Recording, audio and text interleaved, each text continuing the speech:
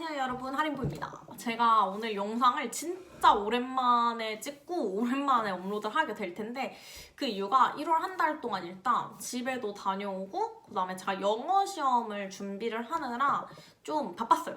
그래서 영어 시험에 집중을 하기 위해서 이제 영상을 좀 미뤘고 이제 영어 시험이 끝나니까 조금 이제 뭐라 해야 되지? 네, 어쨌든 공부를 하느라고 영상의 업로드가 좀 늦어졌고요. 제가 앞으로도 계속 공부를 해야 돼가지고 아마 전처럼 일주일에 하나씩 영상을 올리긴 어려울 것 같긴 한데 그래도 일단 최대한 구독자 여러분들 위해서 자주 올려보도록 할게요.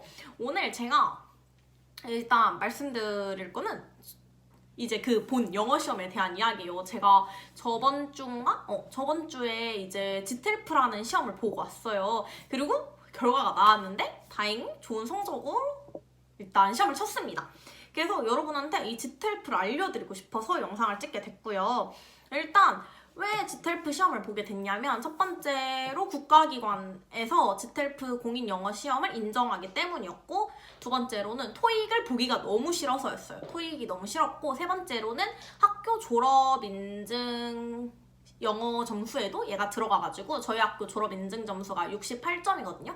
지텔프 레벨 2 68점이라서 그걸 목표로 두고 이제 준비를 했는데 다행히 74점이 나왔어요. 근데 일단 지텔프가 어떤 시험인지에 대해서 말씀을 드릴게요. 지텔프는 요새 되게 이렇게 잘 볼 수 있는 시험인 것 같아요. 예전에는 토익, 토플이 대부분이었다고 하면 요새는 이 지텔프라는 공인영어 시험을 인정하는 기업이 많아지고 있고 공공기관에서는 거의 다 인정을 하고 있습니다. 회계사, 세무사 시험 역시 마찬가지고 전문직 시험에도 계속 늘어날 예정이라고 해요.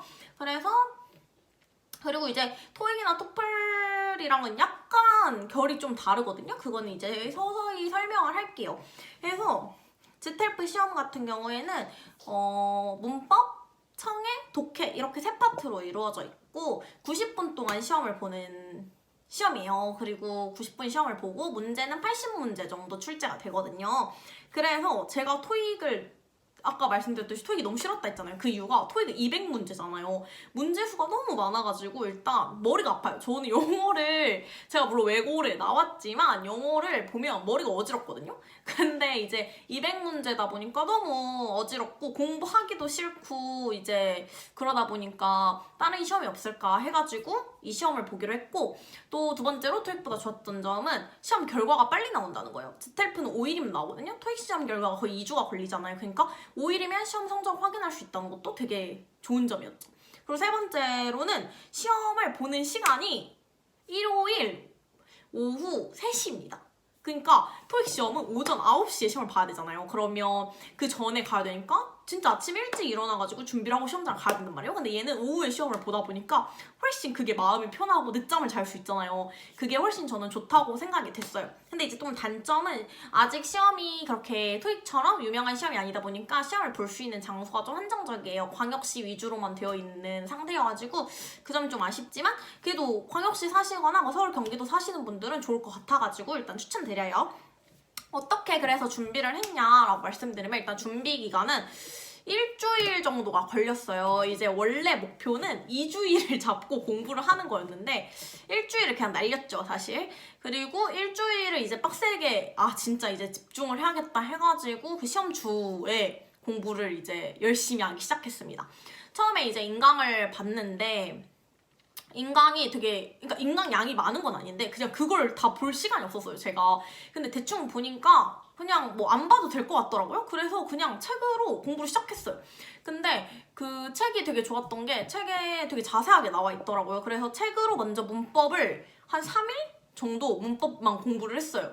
그러니까 월화수 일요일까지 월요일부터 시작을 해가지고 일요일에 시험이라고 하면 월화수 3일을 이제 지텔프 문법 공부만 했어요. 제가 플래너를 보면 네, 월화수는 문법 공부를 이제 위주로 계속 했고요. 그 다음에 이제 수요일 오후쯤부터 이제 독해를 해야겠다라고 생각을 한 거죠. 독해랑 청해 같은 경우에는 모의고사랑 그 기출로 공부를 했어요. 그러니까 이 시험의 특징이 문법이 되게 쉽거든요. 문법에 범위가 되게 작아요. 우리가 기본적으로 수능 영어보다 더 작은 범위이기 때문에 고등학교 3학년 시절에 영어를 어느 정도 했던 분들이라면 충분히 하실 수 있고, 영어를 잘 못하셨어도 문법이 좀 어려우시다면 이 시험을 진짜 추천드리는 게 문법의 양이 되게 작아요. 대신 반드시 출제되는 포인트들이 있어요. 그 부분은 책에 다 상세하게 나와 있거든요. 그래서 저는 문법 공부를 걔네 위주로 다 외웠어요. 시험에 자주 나오는 걸 위주로 외웠고, 그 다음에 기출을 풀면서 대충 이렇게 나오는구나. 거의 비슷해요. 출제 유형이. 그래서 그렇게 그냥 빠르게 기출을 통해서 습득을 했고, 독해랑 이제 청해 같은 경우는 솔직히 독해는 연습한다고 느는 게 아니라고 생각했고, 어떤 식으로 나오는지만 알고 가면 좋을 것 같다고 생각을 했어요. 근데 독해가 총 4파트인데 한 파트의 문제가 거의 6문제 정도가 돼요. 그러니까 긴 독해 지문 하나가 나오고 거기에 관련돼서 문제 6문제가 출제가 되는 식이에요. 그래서 그냥 대충 어떻게 푸는지만 스킬을 익히고 가면 되겠다. 그러니까 어떤 느낌으로만 하는지. 그래서 독해 같은 경우에는 그 기출문제를 기출을 4회? 4회? 5회 정도 풀고 갔고요. 청해는 처음에 딱 들었는데 너무 어려운 거예요. 진짜 너무 어려웠어. 난 솔직히 그 청해가 어떤 식이냐면, 일단 지문을 보여주고, 지문이 있잖아요. 지문이 없어요. 그러니까 뭐라 해야 돼? 그러니까 선지만 있고 문제가 영어로 주어져 있지 않아요. 그래서 처음에 영어로 7문제를 문제를 말해줘요. 그러니까 그때 문제를 못 들으면 다음 스크립을 들어도 뭔 소리인지 모르는 거예요. 그래서 문제를 일단 7문제를 들려주고 스크립을 하나 들려주는 동안 그 7문제를 풀어야 되는 형식입니다. 그러니까 한 스크립당 7개, 6개 정도의 문제가 들려있어요. 그러니까 한 번 놓치면 내가 어디를 듣고 있는지 모르는 거예요. 그래서 청해가 상당히 저는 어려웠어요. 그래서 처음 풀고 이거 공부를 해도 의미가 없겠다. 어차피 시간도 지금 얼마 안 남았는데 청해는 솔직히 이렇게 많이 듣는다고 트이는 그 토익이랑은 좀 달랐다 해야 되나? 그래서 어떤 식으로 그냥 출제가 되는지 간만 익히자 해가지고 한 번 듣고 그냥 접고 문법을 다 맞아야겠다 이렇게 된 거죠. 그러니까 이 시험이 이제 성적이 있잖아요. 근데 성적이 어떤 식으로 계산이 되냐면 문법이랑 청취랑 독해의 평균 점수를 이제 이렇게 막 해가지고 나오는 거기 때문에 문법에서 고득점이 되면 청해나 독해에서 좀 저득점이 나와도 충분히 커버가 되는 상황이었어요. 그래서 저는 문법 만점과 독해 평균 이상을 목표로 잡고 청해는 그냥 가서 들리는 대로 듣고 와야겠다 이래서 문법 위주로 시험 전날까지도 문법 위주로 공부를 했었고, 독해는 모의고사 한 4번, 기출 4번, 5번 이 정도 풀었고, 청해는 딱 2번 들었어요. 시험 전날 한 번 들었고, 그 다음에 수요일에 한 번 듣고, 시험 전날 토요일에 한 번 듣고, 이렇게 청해 딱 2번 듣고 시험장 갔습니다. 근데 다행히 점수가 잘 나왔어요. 제 생각에는 문법이 진짜 딱 풀고 나서 너무 쉬웠어요. 문법이 20분이었는데 10분 만에 다 풀었고, 근데 하나 틀렸더라고요. 뭘 틀렸는지 모르겠는데 어쨌든 문법이 충분히 공부만 열심히 하면 고득점이 가능한 시험이고, 그 다음에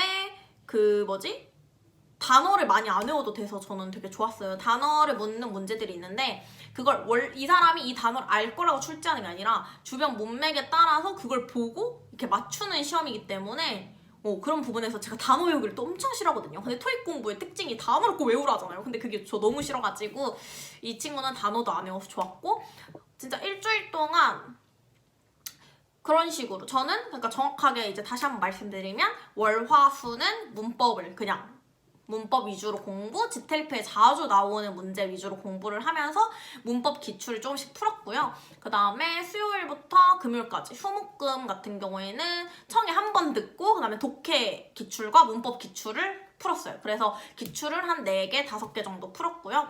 그 다음에 청해는 딱 시험 전날 이랑 해서 딱 2번 들었다. 시험 전날 B2B 온라인 콘서트가 있었거든요. 그래서 시험 전날까지 엄청 열심히 공부를 한 건 아닌데 그냥 생각보다 성적이 되게 잘 나왔다. 그래서 여러분도 보시면 좋을 것 같습니다. 이 시험이 졸업 인증이 되는 대학교들이 좀 있더라고요. 물론 저희 학교도 되고, 그래서 여러분 학교에도 졸업 인증 요건이 돼 있으면 그것도 충족이 되니까 되게 좋겠죠?